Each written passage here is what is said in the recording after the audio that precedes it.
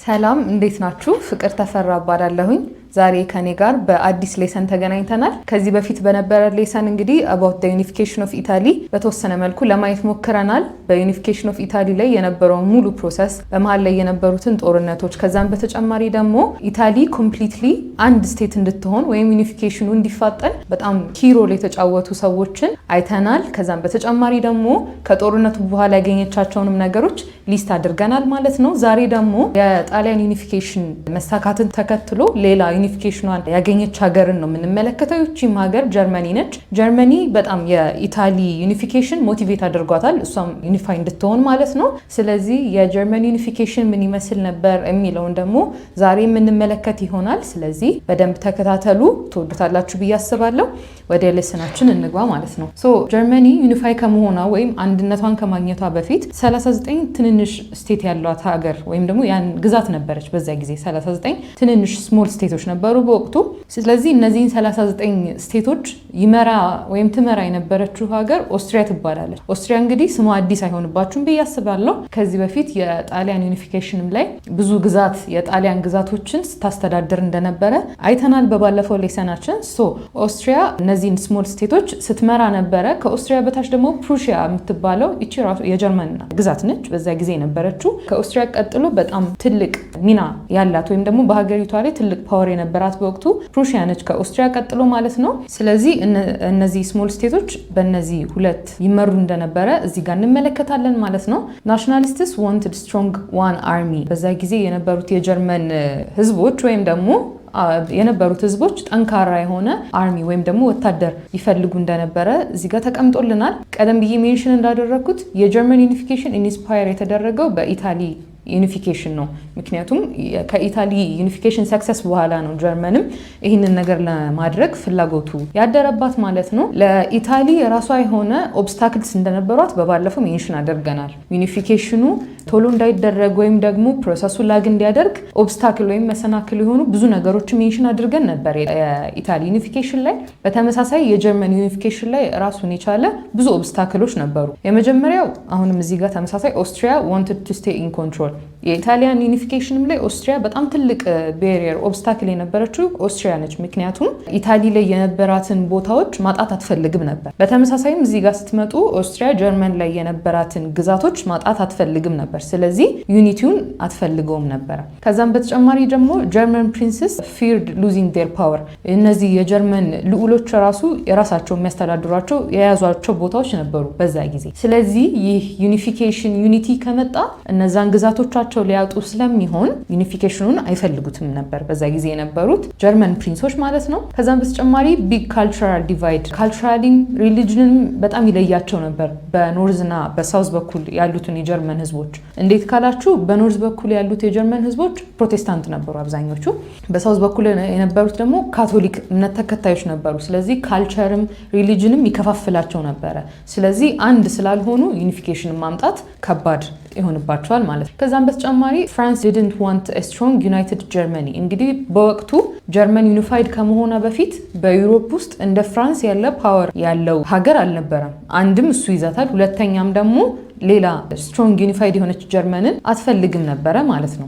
ፕሩሺያ ከዚህ በኋላ ምን አደረገች የሚለውን ደግሞ እኔ ፕሩሺያ የመጀመሪያው ፕሩሺያ ንጉስ ዊሊያም the first became king in 1861 የኦፊሻሊ የፕሩሺያ ንጉስ ተብሎ ዊሊያም the first ንግስናን እንደተሾመ እናያለን። ከዛም በተጨማሪ ፕሩሺያ wanted strong army but parliament refused the money። ፕሩሺያ በወቅቱ ቀደም ብዬ ሜንሽን እንዳደረግኩት ጠንካራ አርሚ ይፈለግ ነበር። ነገር ግን ይህንን ጠንካራ አርሚ ለማደራጀት የሚያስፈልገውን ገንዘብ ፓርሊመንቱ ሊሰጥ አልቻለም፣ በወቅቱ የነበረው ፓርሊመንት ማለት ነው። ከዛ በኋላ እንግዲህ ኪንግ ዊሊያም ኦቶ ቫን ቢስማርክን ቺፍ ሚኒስተር አድርጎ እንደሾመው በዛ ጊዜ ያሳየናል። ቢስማርክ የሚባለው ሰው በጣም የሚገርም ሮል የተጫወተ ነው በጀርመን ዩኒፊኬሽን ላይ። ያደረጋቸውን ቴክኒኮች፣ የተጠቀማቸውን አጠቃላይ ቴክኒኮች ወደ በኋላ የምናየው ይሆናል፣ ግን ስሙን በደንብ እንድትይዙት ነው። ምክንያቱም የጀርመን ዩኒፊኬሽን ላይ በጣም ስሙ ሁሉ ሜንሽን የሚደረግ በጣም ጀግና ሰው ስለሆነ እንዳትረሱት ማለት ነው። በተመሳሳይም የኢታሊያን ዩኒፊኬሽን ላይ የፔድሞንት ሳርዲኒያ ንጉስ የነበረው ኪንግ ቪክተር ኢማኑኤል እና በሱ ስር የነበሩት ልክ እንደነ ጊዩሴፔ ጋሪባልዲ፣ ካሚሎ ቤንሶ ካቮር እነዚህን ሰዎች እንዳትረሱ። በተመሳሳይ ደግሞ የጀርመን ዩኒፊኬሽን ላይ ኦቶ ቫን ቢስማርክን በጭራሽ እንዳትረሱት። ቢስማርክ ራይዝድ ታክስስ ዊዛውት ፓርላመንት አፕሩቫል። ይህ ሰው በጣም በቃ እንዴት ልበላችሁ በጣም ኮንዘርቫቲቭ ሰው ነበረ። ዲሞክራሲ ምናምን የሚባል ነገር እሱ ጋር አይሰራም። በጣም ወግ አጥባቂ ነው። ኮንዘርቫንት ነው ማለት ያው ወግ አጥባቂ ነው። ቀጥ ብሎ ሄዶ ነው ታክስ ከፓርላመንቱ እንግዲህ ቅድም ሜንሽን እንዳደረግ ነው ለአርሚውን ለማደራጀት የሚያስፈልገውን ገንዘብ ፓርላመንቱ አልሰጠም ወይም ገንዘቡን በጀቱን አልለቀቀም። ነገር ግን ቢዝማርክ የተባለው ሰው ከማንም አፕሩቫል ሳያገኝ ሄዶ ታክስ ኮሌክት ሲያደርግ እንደነበረ ተቀምጦልናል ማለት ነው እዚህ ጋር። ቅድም እንግዲህ ቢዝማርክን እንዳትረሱት ብያቸዋለሁ። አሁን ቢዝማርክ ማነው ብላችሁ ከጠየቃችሁኝ እዚህ ጋር በደንብ ማብራራላችሁ ይሆናል። በደንብ ተከታተሉኝ። ቢዝማርክ እንግዲህ በጣም ስማርት ታፍ እና ኮንዘርቫቲቭ የሆነ ሰው ነው። በጣም የሚገርም ስኪሎች ያሉት በጣም ንቁ ሰው ነው ቢዝማርክ። እና ይህ ሰው ምን ያምን ነበር? ጀርመኒ ኒድድ ዋር ቱ ዩናይት ለማድረግ ጀርመን አንድ እንድትሆን ዩኒፊኬሽን እንድታጠናቅቅ የግድ ጦርነት ያስፈልጋል።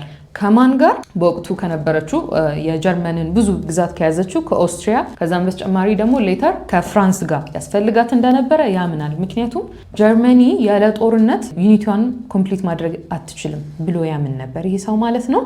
ሽፍትድ ናሽናሊዝም ፍሮም ሊበራል ቱ አውቶሪቴሪያን። ይህ ሰው እንግዲህ በጣም ሰዎችንም በማነቃቃት ህዝቡንም በማነቃቃት በጣም ከፍተኛ ሚና የተጫወተ ሰው ነው። የተጠቀማቸውንም ቴክኒክ ከዚህ በኋላ ሜንሽን የምናደርጋቸው ይሆናል ማለት ነው። ዋንትድ ፒስ ዊዝ ራሽያ ቱ አቮይድ ፕሮብሌምስ። ይህ ሰው ራሽያን ወዷት ወይም ፈልጓት አይደለም ፒስን ይፈልግ የነበረው፣ በኋላ ላይ ለሚያመጣው ጌም እንዲመቻችለት ነው ከራሽያ ጋር ሰላም የፈለገው እንጂ ከምር ፈልጓት አልነበረም። ስለዚህ እንዴት እንደሆነ እናያለን። አንድም ግን ለምንድን ነው ከራሽያ ጋር ፒስ የፈለገው ካላችሁኝ፣ ራሽያ ሰላም ከሆነች ራሽያና ጀርመን ቅርብ ለቅርብ እንትን ላይ ስለሆነ ያሉት፣ ራሽያ ላይ ሰላም ካለ በተመሳሳይ እዚህ ጀርመን ላይ ስራውን በሰላም መስራት እችላለሁ ብሎ ያስብ ስለነበር ማለት ነው። ሶ ጀርመኒ ለዩኒፊኬሽኗ ወይም ዩኒፊኬሽኗን ለማጠናቀቅ 3 ዋና ዋና ጦርነቶችን አድርጋለች። ስለዚህ ከነዚህ ጦርነት የመጀመሪያው ከዴንማርክ ጋር ያደረገችው ጦርነት ነው። በዚህ ጦርነት ፕሩሺያ እና ኦስትሪያ አብረው ሆነው እዚህ ጦርነት ላይ እንደተዋጉ እናያለን። እዚህ ጦርነት ላይ አብረው የተዋጉበት ምክንያትም ደግሞ በኋላ ሜንሽን እናደርገዋለን ማለት ነው። ዴንማርክ ይህን ጦርነት ያወጀችው ሁለቱን የጀርመን ፕሮቪንሶች ሽሌስዊግ እና ሆልስተን የሚባሉትን ቦታዎች ለመያዝ አስባ ነበር ይህንን ጦርነት ያደረገችው። ስለዚህ ኦስትሪያና ፕሩሺያ አብረን ሆነን ዴንማርክን እንዋጋ በሚለው ሀሳብ ይስማሙና በዚህ ጦርነት አብረው ሆነው ዴንማርክን ተዋግተዋታል ማለት ነው። በቀላሉም በዚህ ጦርነት ላይ ዴንማርክ ተሸንፋለች፣ ፕሩሺያና ኦስትሪያ አሸንፈዋል ማለት ነው። ቢዝማርክ used it to build tension with Austria። ይሄንን ከዴንማርክ ጋር የተደረገውን ጦርነት ቢዝማርክ በኋላ ላይ ከኦስትሪያ ጋር ቴንሽን ክሬት ለማድረግ የተጠቀመው ቴክኒክ ነው ማለት ነው። ከዚህ በኋላ እያንዳንዳቸው ፕሩሺያ እና ኦስትሪያ ሆልስት እና ሽለስዊግን እንደተከፋፈሉ እናያለን። ይህንንም ሁለቱን ቦታዎች ከተከፋፈሉ በኋላ በየራሳቸው ሩል ሲያደርጉ ነበረ። ነገር ግን በኋላ ላይ በፕሩሺያና በኦስትሪያ መካከል አለመስማማት ይመጣል። በቴሪተሪ በተለያዩ ሪሌትድ ኮዞች ምክንያት አለመስማማት ይመጣል። ከዚህ በኋላ ነው እንግዲህ ኦስትሪያና ፕሩሺያ ወደ ለየለት ጦርነት የገቡት ማለት ነው። ሁለተኛው ጦርነት እንግዲህ ዋር ዊዝ ኦስትሪያ የማይቀረው ከዋናዋ ጋር የተደረገው ጦርነት ከኦስትሪያ ጋር ማለት ነው። ስለዚህ ቢዝማርክ ክሬትድ ዘ ኦስትሮ-ፕሩሺያን ዋር። ኦስትሮ-ፕሩሺያን ዋርን የጠነሰሰው ቢዝማርክ ነው። ሆን ብሎ ነው ያንን የዴንማርክ ጦርነት ከኦስትሪያ ጋር ሆኖ የተዋጋው። እንዳሰበው ሆኖለት ኦስትሪያ ወጥመድ ውስጥ ገባች። ወጥመድ ውስጥ ከገባች በኋላ ጦርነት ኦስትሪያ ላይ ለማወጅ አልከበደውም ማለት ነው። ብዙ አጋጣሚዎችን ተጠቅሞ ኦስትሪያ ላይ ጦርነት አወጀባት። ስለዚህ የኦስትሮ-ፕሩሺያን ዋር ዋና ጠንሳሽ ቢዝማርክ ነው ማለት ነው። ስለዚህ ቢዝማርክ ከኦስትሪያ ጋር ያደረገውን ጦርነት በቀላሉ ነው ያሸነፈው። ባትል ኦፍ ኮኒት ግራዝ የተባለው ጦርነት ላይ አሸንፏታል ሙሉ ለሙሉ ኦስትሪያን። ከዛ በኋላ ኦስትሪያ እንግዲህ ከተሸነፈች በኋላ ሙሉ ለሙሉ ከጀርመን አፌርስ ውጪ ሆነች፣ ከጨዋታው ውጪ ሆነች ማለት ነው።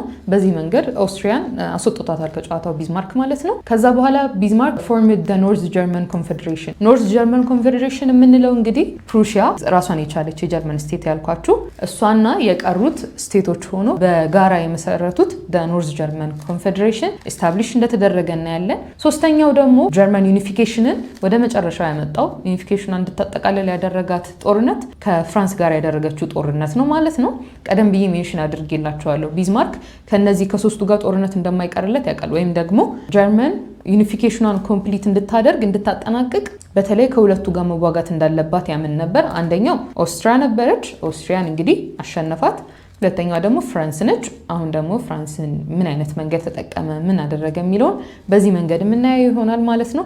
በተመሳሳይ ቢስማርክ ትሪክድ ፍራንስ ኢንቱ ዋር፣ በጣም የሚገርም ቴክኒክ የሚጠቀም ሰው ነው። ፍራንስንም እንደ ኦስትሪያ ወደ ጦርነት አስገብቷታል ማለት ነው። ከዛ በኋላ ፕሩሺያ ዲፊትድ ፍራንስ ኩዊክሊ፣ በቀላሉ ነው ፕሩሺያ ድል እያገኘች ያለችው። ፍራንስ ላይ ያገኘችው ድል ደግሞ ቀላል ነበር።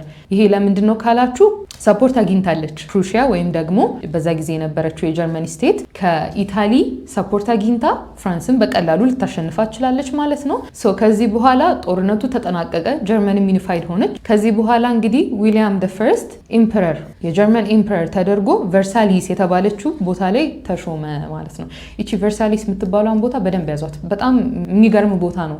ለምን ጀርመኖች እዚህ ቦታ ላይ ንጉሳቸውን እንደሾሙ አሁን አስረዳቸዋለሁ። እንግዲህ ቨርሳሊስ የምትባለው ቦታ በጣም ለፍራንስ ልብ የምትባል ቦታ ነች። ሴንተር የሆነች ቦታ ነች። በጣም የፍራንሶች መሰብሰቢያቸው የሚኮሩበት ቨርሳሊስ አለን ብለው የሚያወሩት በጣም ትልቅ ቦታቸው ነበረ። ጀርመን ሆን ብላ ነው እዚህ ቦታ ላይ ንጉሷን የሾመችው። ፍራንስ በጣም ነው ሂሚሌትድ የሆነችው በዚህ ጦርነት በመሸነፏ። አንደኛ ለምንድን ነው በጣም ልቤ በምትለው ሴንተር በሆነ ቦታዋ ነው የሌላ ሀገር ንጉስ የተሾመው። ከዛም በተጨማሪ ቀድሜ ሜንሽን ያደረግኩላችሁ ነበረ ዩሮፕ ውስጥ ፍራንስን የሚተካከል ያህል ጉብዝና የነበረው ሀገር አልነበረም። ከዛ በኋላ ግን ፍራንስ ተሸንፋ በጀርመን ሪፕሌስድ ሆናለች። ይሄም ለፍራንስ በጣም ሂሚሌሽን እንደሆነ እዚህ ጋር እንረዳለን። ሶ ፋይናሊ ጀርመን ዋዝ ዩናይትድ አዝ ዋን ኢምፓየር። በዚህ መልኩ ዩኒፊኬሽኗ ሙሉ ለሙሉ እንዳጠናቀቀች እናያለን ማለት ነው። ጀርመን ፋይናል ቶትስን እኔና ወደ ቀጣይ ለሰናችን ደግሞ የምንገባ ይሆናል ማለት ነው። ሶ እስካሁን ሜንሽን ያደረግናቸውን ነገር ሪካፕ እያደረግን እንሂድ ማለት ነው። ሶ ቢስማርክ ቀድሜ ሜንሽን እንዳደረግኩላችሁ ዋር፣ ዲፕሎማሲ ኤንድ ስማርት አሊያንስ የተጠቀመ ሰው ነው። ዝም ብሎ በጦርነት ብቻ ሳይሆን በዲፕሎማሲም ስማርት አሊያንስ ከማን ጋር እንደሚገጥም ያውቃል። እነዚህን ሁሉ ነገሮች ስለሚያውቅ በጣም ዩኒፊኬሽኑን ያቀለለው ያፋጠነው ሰው ቢስማርክ ነው ማለት ነው። ናሽናሊዝም ቼንጅድ ፍሮም ዲሞክራቲክ ቱ ኮንትሮልድ። ከዛም በተጨማሪ ፋይናሊ ጀርመን ዋዝ ቦርን ኢን 1871 በት ፍራንስ ፌልት ዲፕሊ ሂሚሌትድ። ቅድም ሜንሽን እንዳደረግኩላችሁ ፍራንስ በጣም በዩኒፊኬሽን ኦፍ ጀርመኒ ወይም በጀርመን ዩኒፊኬሽን በጣም ሂሚሌትድ ነው የተደረገችው፣ በጣም ያፈረችው ማለት ነው። ፋክተሮቹን ቀድሜ ሜንሽን አድርጌላችኋለሁ። ይህንን ይመስላል ማለት ነው። ሶ በዚህ መንገድ ጀርመን ዩኒፊኬሽኗን አጠናቃ አንድ ራሷን የቻለች ሀገር እንደሆነች እናያለን ማለት ነው። በጣም የሚገርም ፍሎውን ያለው ታሪኩ አመጣጡ ልክ እንደ ኢታሊያን ዩኒፊኬሽን ነው ማለት ነው። ሶ የጀርመን ዩኒፊኬሽንን እዚህ ጋር ጨርሰናል።